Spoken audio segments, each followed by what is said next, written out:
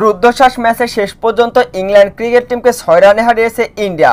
আর এই জয়ের সাথে সাথে অবশ্য সিরিজে সমতায় ফিরে ইন্ডিয়া এবং ইংল্যান্ড। টেন্ডুলকার এবং অ্যান্ডারসন ট্রফিতে 5 ম্যাচ এই টেস্ট সিরিজে অবশেষে 2-2 জয়ে সমতায় ফিরে ইংল্যান্ড এবং ইন্ডিয়া। পঞ্চম টেস্টের শেষ দিনে নাটকীয় ম্যাচে অবশেষে ইন্ডিয়ান ক্রিকেট টিম তারা জয় পেয়েছে।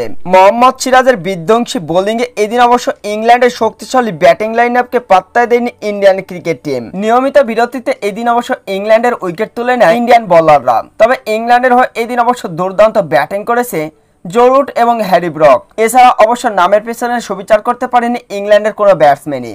নবম উইকেটে অবশ্য জীবন বাজি রেখে ব্যাটিং করতে দেখা যায় ক্রিস ওকসকে।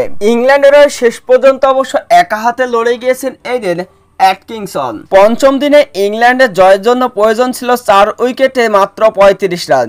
এমন সমীকরণে অবশ্য একের পর এক যখন উইকেট হারাচ্ছিল ইংল্যান্ডের ব্যাটসম্যানরা, ঠিক তখনই অবশ্য দলের হাল ধরে একা হাতে অ্যাটকিনসন। তবে যোগ্য সঙ্গী না পাওয়াতে এদিন অবশ্য দিশেহারা হয়ে যায় ইংল্যান্ডের এই ব্যাটসম্যান। ক্রিস ওকসকে সঙ্গে নিয়ে অবশ্য জয়ের খুব দ্বারপ্রান্তেই ছিল অ্যাটকিনসন।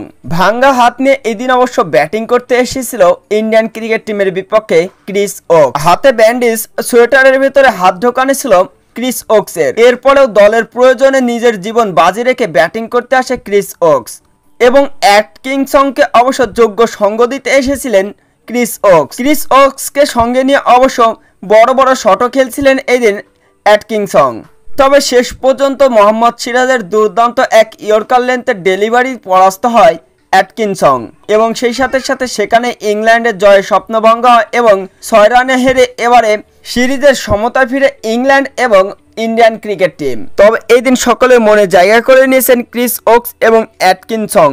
ইন্ডিয়ান ক্রিকেট টিমের হয়ে দুর্দান্ত বোলিং করেছেন মোহাম্মদ সিরাজ, তুলে নিয়েছেন 5 সেই সাথে সাথে প্রসিদ্ধ কৃষ্ণারও দুর্দান্ত বোলিং এই দিন ইংল্যান্ডের ব্যাটারদের বিপক্ষে।